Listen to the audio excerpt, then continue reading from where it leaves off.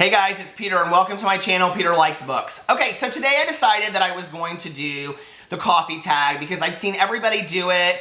I love Bangity Bangs who started this one, and so I just thought, you know what, this is a really cool one to do. And actually a lot of the book tags seem to be kind of negative, like this one I didn't like, this book I didn't like, this series I hated, and all that kind of stuff. And so I was like, I kind of want to do one that's a little bit more positive, like books that I do like, books that I did love, things like that. So, and I think there's only one question in here that's kind of like a book that I didn't like.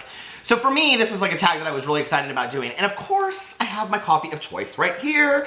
It is and I am a total sellout, which is why I go to Starbucks. And it is a venti iced coffee with 2 equal, just in case you wanted to know. So let's get right into this. So anyway, the first question is black, like black coffee. Name a series that's tough to get into but has hardcore fans. Okay, a lot of people are gonna probably think this is kind of a strange answer. Excuse me, as I have a sip of my coffee. But I think that, for me, the Harry Potter series is really hard to get into. And let me tell you why. Because, okay, so we have no air conditioning. It is like 900 degrees in here. I'm like sweating. But anyway, for me, it was really hard to get into because, well, I hadn't read it and everybody else had. And so it was just like so daunting to like go, oh, I have these 7 books that I have to read. Oh, and now she's coming out with an 8th one in July of, you know, like it's going to be this like play script or whatever. And I was like, God, there's just so much ahead of me. And it's kind of what kept me from reading the Cassandra Clare books too, because I was like, oh my God, the whole series is like almost done. And like, I haven't even like got started yet. So for me, it's the Harry Potter books, but I just started the first one. I'm loving it. And so I'm super excited to like continue with the series. Number 2, Peppermint Mocha. Name a book that gets more popular during the winter or festive time of year. Okay, for me, this is definitely going to be the book, the holiday anthology My True Love Gave to Me. I loved this book so much. I listened to it on Audible, actually, and I was driving around like while it was snowing at night and stuff, and it was really cool. But then I ended up going and buying a copy of it, and I gave it to a couple friends for holidays because I just thought that it was such a cool idea. Rainbow Rowell's Midnight's in there, and then Stephanie Perkins' book or story in there is so good. Those are my 2 favorites. And there's a couple other ones in there that I love too, but I mean, there wasn't actually one in there that I did not like. Well, that's not true. There was one about an island that I just totally went over my head. I didn't get it at all. But other than that, like I love them all. So whoever it is that wrote the one about the island, I don't even know what it was called. I'm sorry, but I just didn't like it. So that's a good one. Okay, 3, Hot Chocolate. What's your favorite children's book? Well, I was actually thinking a lot about this and like looking back on like the books that I was going to do the book Summer that I talked about in one of my other tag videos. And I was really thinking about like the books that I read when I was a kid and things like that. And I have to say the Ramona Quimsey, is it Quimsey books? Well, I can't think of her name. The Ramona books and her sister Beezus by Judy Blume. Like I loved those books when I was a little kid. I read all of them. I love when she makes a sign for her dad to quit smoking where it says like no smoking, but it's like no smoking. Anyway, if you've read the books, you know what I'm talking about. I ended up watching the movies later. PBS did a whole thing on them, and I loved the movies, and they just, I don't know. I also love the Laura Ingalls Wilder books. I reread them a couple years ago, and they're just fantastic. If you've never read the Little House on the Prairie series by Laura Ingalls Wilder, check it out. It's a fantastic series. Okay, 4, Double Shot of Espresso. Name a book that kept you on the edge of your seat from start to finish. I'm actually going to talk about 2 books in this. And number 1 is, and this is the book that I recommend to everybody. If you are even a little bit a fan of horror, I seriously, when I read this book, I had to like lock my bedroom door at night and check my closet, and I was like 30 when I read it because it was so terrifying to me. And it's Endless Night by Richard Laymon. Richard Laymon he passed away like several years ago, but he was like hailed by Stephen King and Dean Koontz as like this great, horror novelist that really never got the acclaim that he deserved. And he's written like, I don't know, 10 or 15 books. I've read every single one of his books. Every single one of them is a different idea and plot theme. I mean, no 2 are alike at all. But Endless Night is about a girl that is staying over at her friend's house, and a group of cannibals comes inside, and, hold on a second. Boo Radley's wanting to be famous for a second. Come here, Boo. A group of, Anyway, a group of cannibals comes in and kills her best friend and her best friend's parents, and they don't find her or her best friend's little brother, and so they're like on the run. And it's not a young adult book at all. I mean, it's pretty grotesque and it's incredible. The other one that I read, and I read this just last year, was The Life We Bury by Alan Eskens. This book just like knocked my socks off, as I say sometimes. Right, boo boo? Right, boo boo. He said I didn't like that book. It was scary, Dad.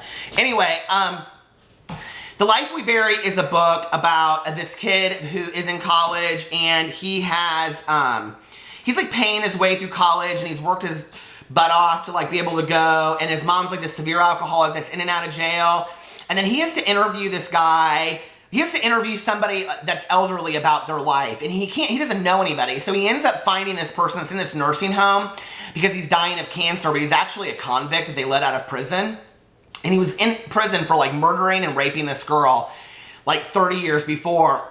And so he goes in and starts talking to this guy, and it's very kind of Silence of the Lambs-ish a little bit too, but with this like his life weaving in and out, and there's this girlfriend, and they try to figure out the mystery of what's going on, because what you figure out is this guy didn't really rape and kill this girl. So, and I'm not giving too much away, but you definitely should read this book. I also listened to it on Audible. The Audible version was incredible. I think it was like one of like Audible's bestsellers for 2015. Okay, let's see. Number 5, Starbucks. Starbucks. Name a book you see everywhere. Fault in Our Stars by John Green. I'm not even gonna say any more than that. I mean, I love the book, but like, it's everywhere. I like going to Barnes & Noble, and I'm like, is there seriously somebody that doesn't own that book? Oh, me, because I gave away my copy and I'm not buying another one. Okay, number 6, That Hipster Coffee Shop. Give a book by an indie author a shout out. All right, well, I have 2 actually. And the first one is, I think, I'm actually looking at my Kindle right now. I actually think that Jay Bell, all of his books are indie published. I think he publishes his own books, but I could be wrong. So if I'm wrong, Jay, I really, really apologize, because I really like him. But Something Like Summer, that book just like changed my life. It's about this gay kid in high school who he falls in love with, and it kind of like, you get to a certain point and you think it's just gonna be about their story in high school, and then it flips and it's like 20 years later. I loved it. And then the other book is called Manuscripts of the Macabre, and it's by my friend, I know him by a different name, so I'm looking him up because I cannot find it. Come on to the beginning.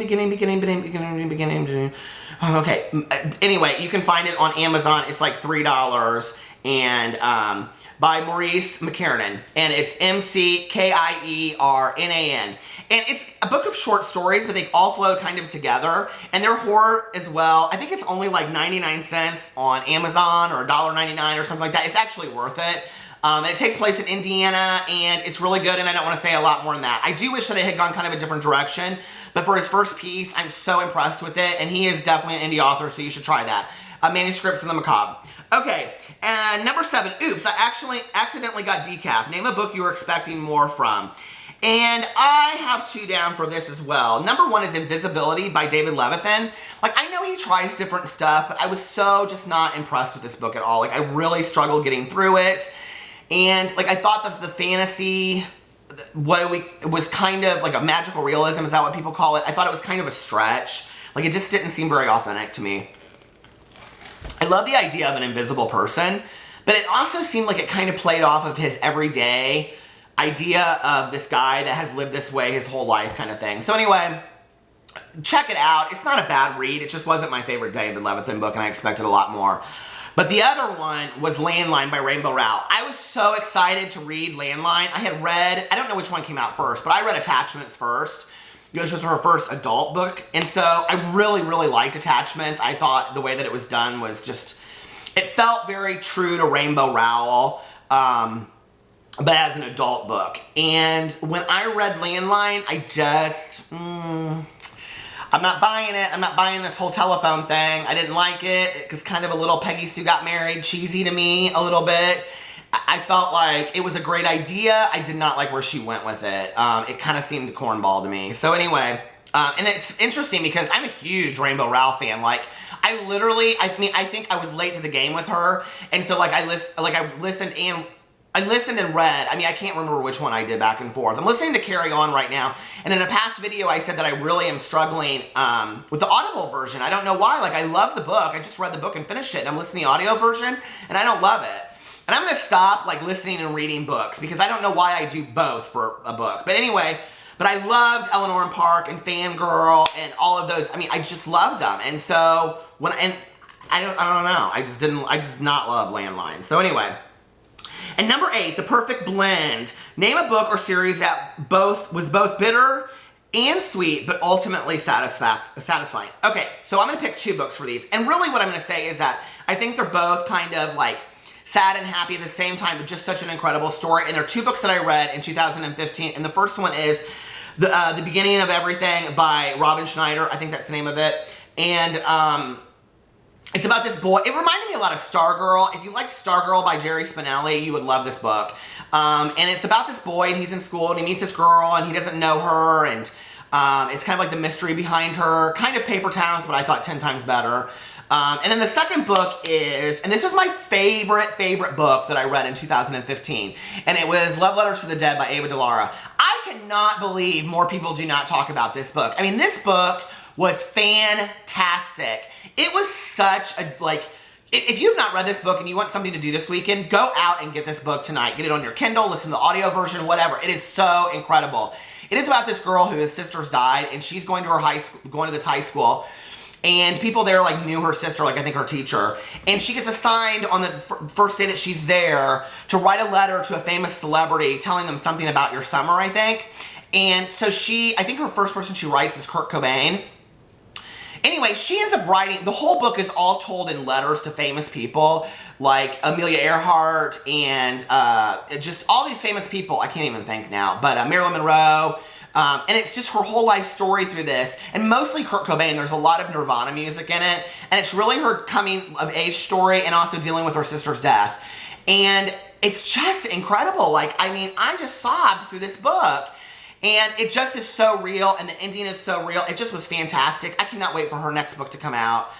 If you have not read Love Letters to the Dead, or From the Dead, go get it immediately. Love Letters to the Dead? From the Dead? I don't know. I just had it up, so.